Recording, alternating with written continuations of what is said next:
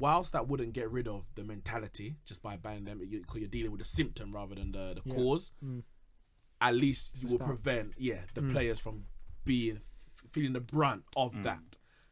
But because, as you mentioned, that for me, that racism, and I will say racism for me is much more than an individual dislike or discrimination or a hatred for a person. It is systematic and it runs through football from the top right through to the bottom.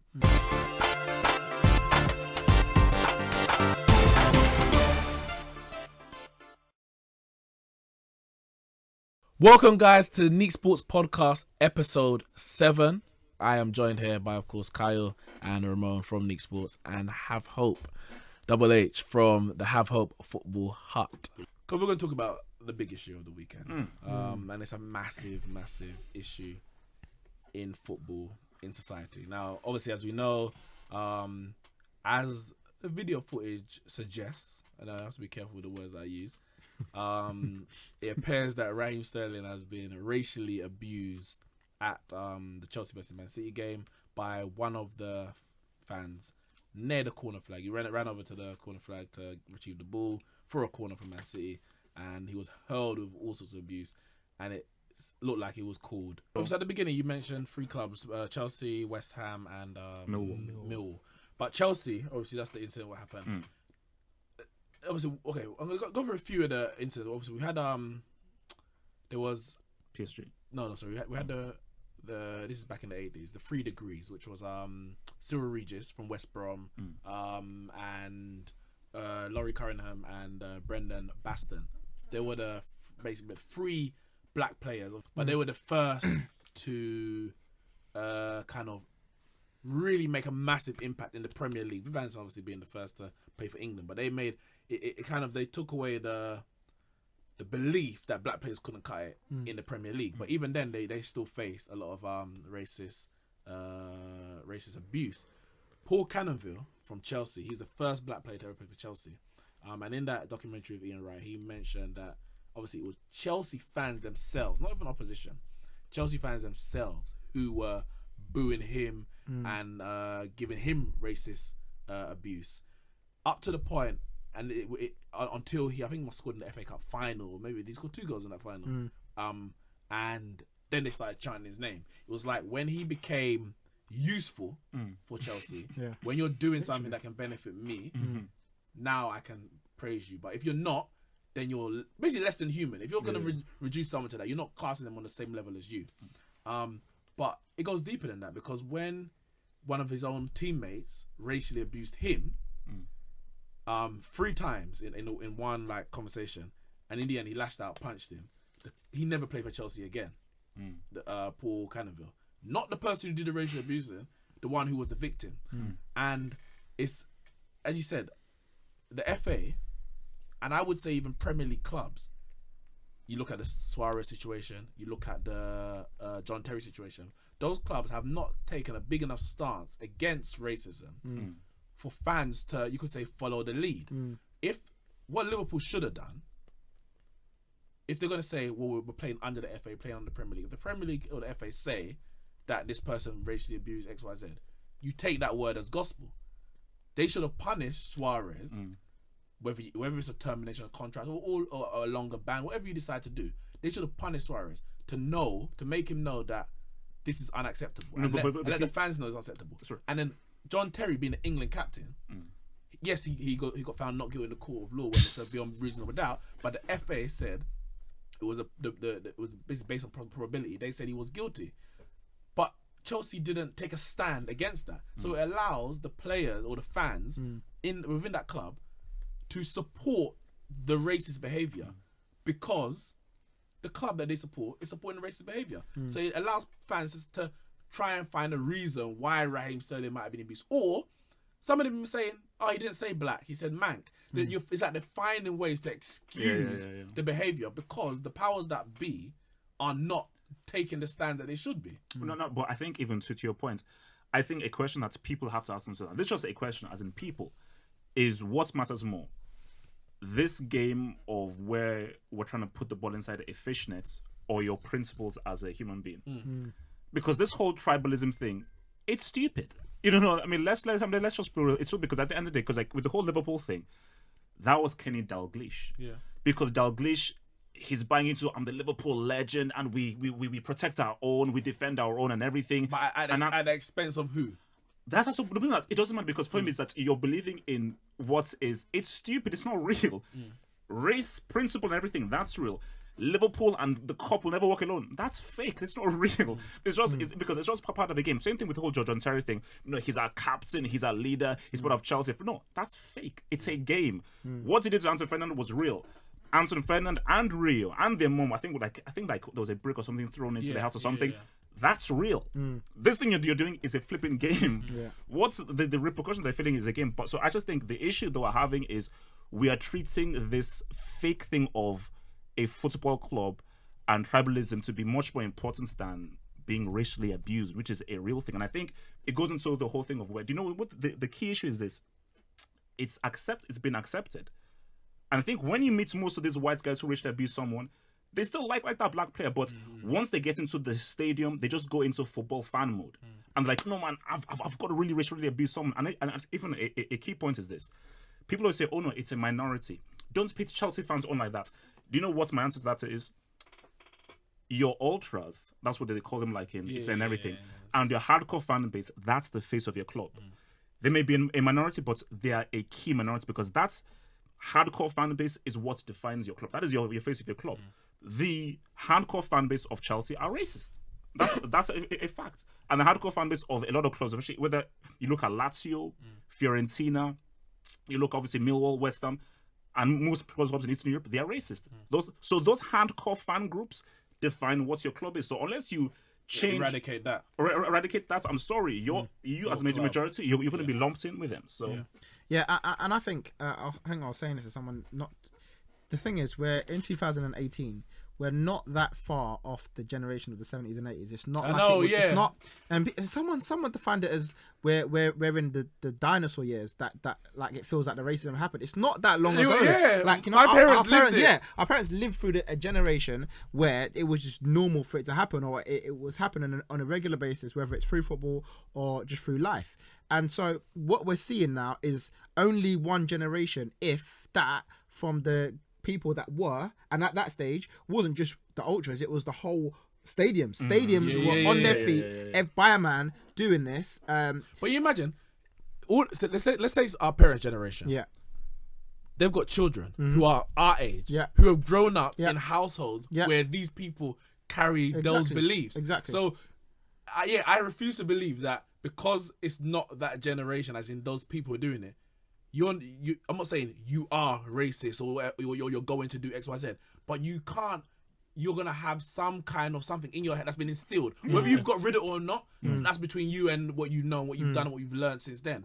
But at some point, that belief was in your head, and a lot of those people, I don't know if they've even come to a point where they're willing to accept it. Because that's the first thing you have to do as a Chelsea fan, as a Millwall fan, or as any fan.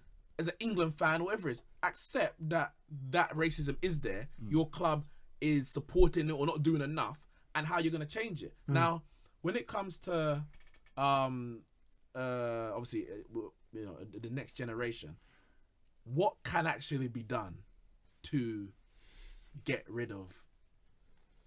Let's say racism in football. That's the main. That's the micro. Because now that's bleeds into society. It bleeds into how do you get rid of racism.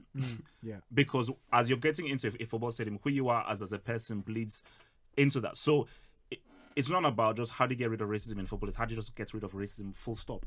And that's a very tricky situation because there are so many issues with this, and it is so embedded into people that it is a very difficult thing to fully eradicate. Because there's some people where naturally within them, if that's a black player, he's the opposing person, naturally within you as a white guy, you just, boom. Not for all white people, for a lot of guys, black player, opposing team, let me think of something that's really racist, that will really get under the skin to really attack him with.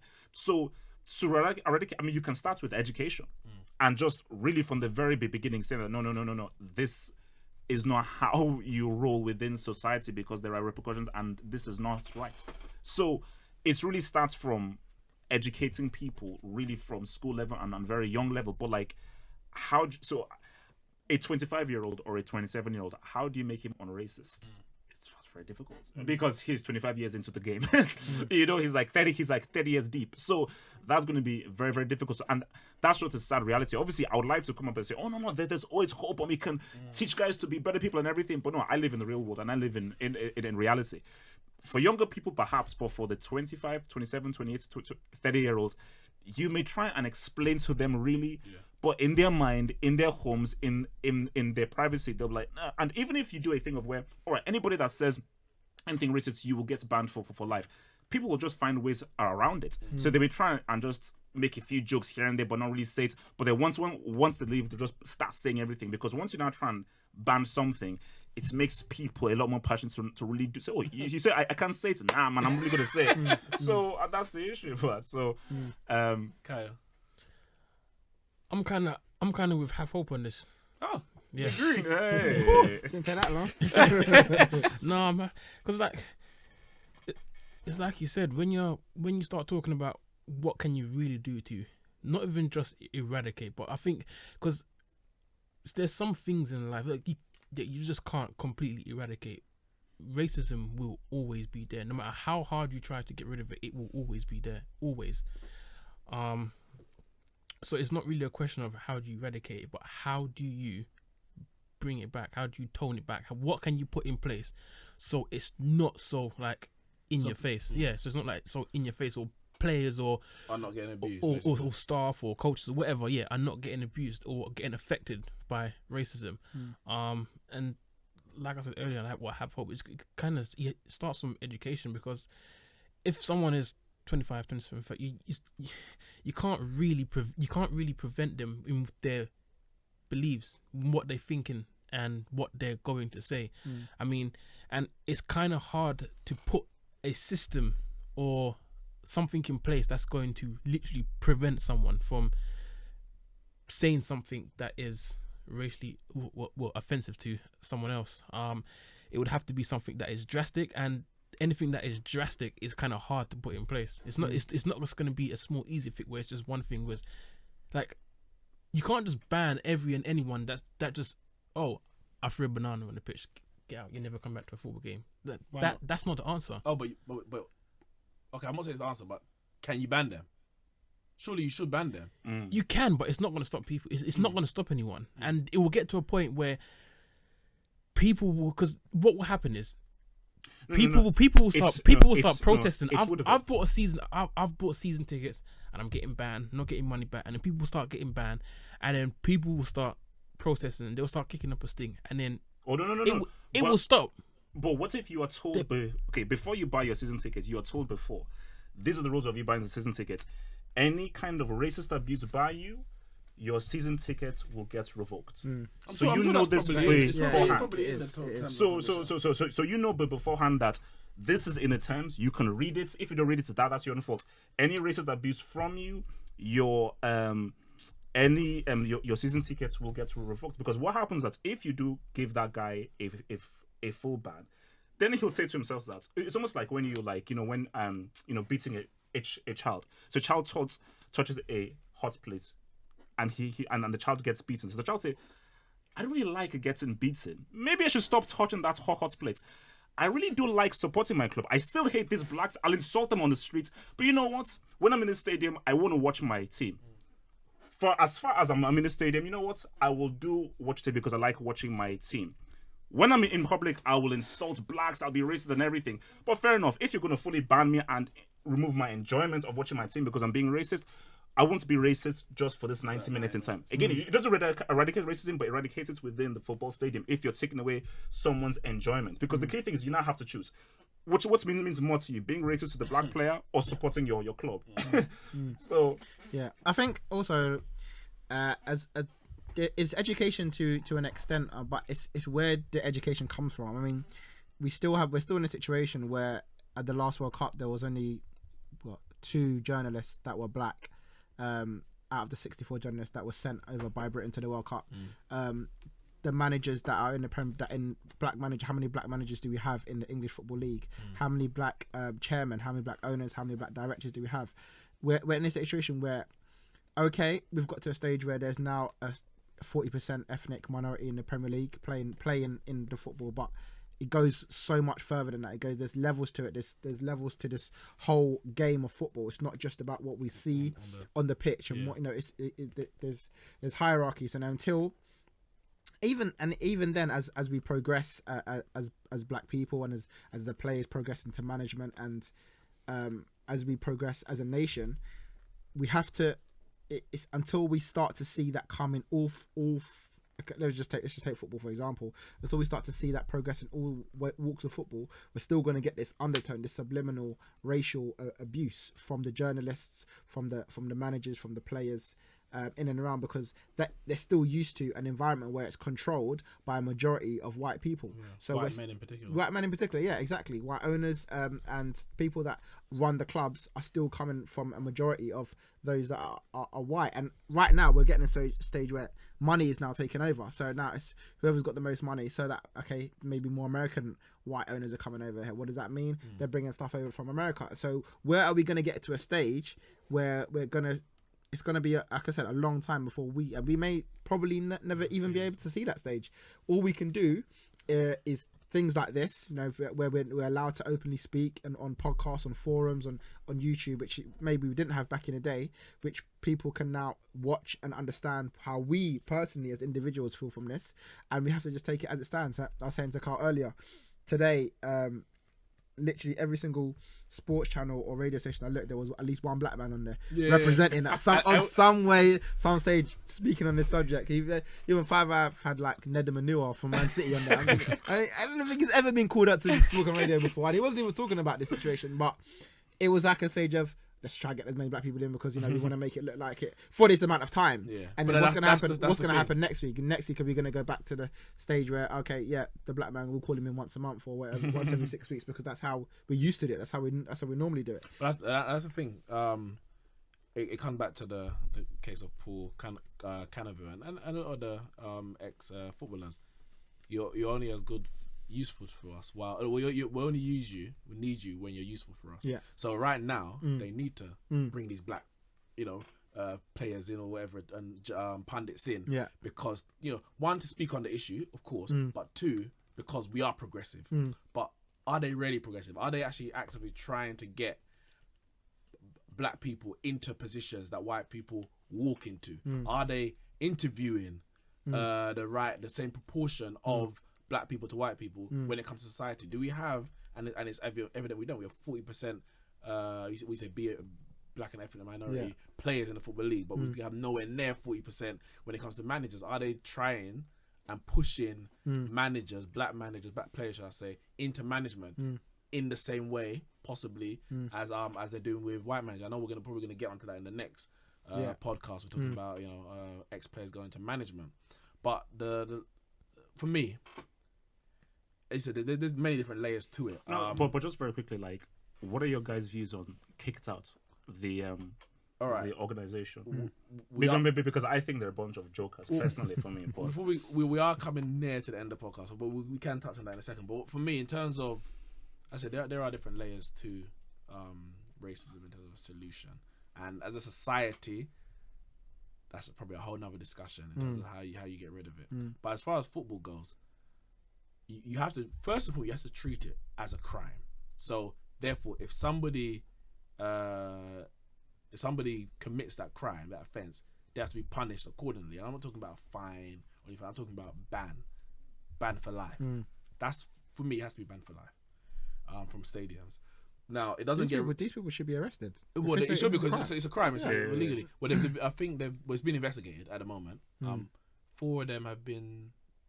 They're Investigated. Investigated. They've been And investigated. Chelsea has suspended them. Yeah. Yeah. So we'll see what actually comes of it. We know it can be very difficult to prove when it comes to beyond reasonable doubt, etc.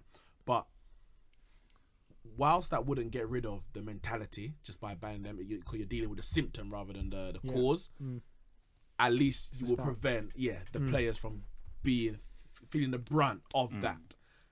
But because, as you mentioned, that for me, that racism, and I will say racism for me is much more than an individual dislike or discrimination or a hatred for a person. It's systematic and it runs through football from the top right through to the bottom. So until we see black managers coming through in a way that white managers are, and white managers who have failed and keep getting the big jobs. Mark Hughes for being one. Even Brian Robson himself was one. Yeah. But you get someone like Paul Ince who did a very good job at Macclesfield, a very good job at MK Dons, failed one at Blackburn, and you never seen him again. But white managers are offered much more of a chance to keep coming back and coming back. So until we see ex-footballers, ex-black footballers going into management, ex-footballers going into the boards of those the different bodies. I mean, for me, until we see that, for me, that is when we're seeing the real progress. Banning someone is dealing with an incident, an isolated incident that's going to keep rearing its head non-stop. You talk about kick it out. I mean, for me, then they're not doing half enough of what they say they're supposed to be doing. First and foremost, they've even changed it from kick racism out of football, and now it's just talking about complete discrimination. So the racism part has just been lost in everything else, when clearly race is the bigger issue. I'm not saying the only issue, but it's the bigger issue.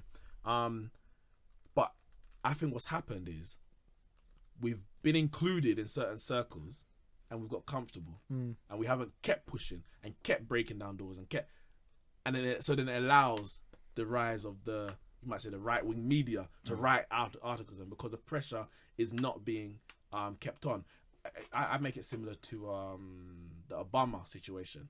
He was elected president. Everyone thought America is no longer racist. The next president is Donald Trump.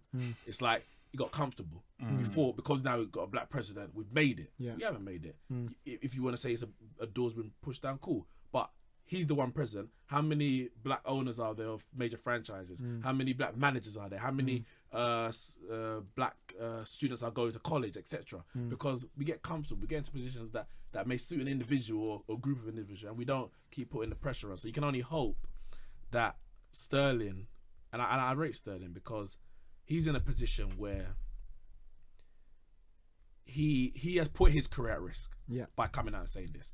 And I don't know if there's many players, there's not enough players who are willing to put their careers at risk. A lot of the ex-footballers talking now, they wouldn't have dared say anything like this when they were playing because they were worried about losing a contract or not getting a sponsorship.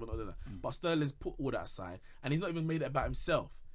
He's used examples of others to say this needs to stop. So I rate Raheem Sterling for that, and you just hope that those who don't understand will endeavour to understand, and those who do understand and can do more will do more.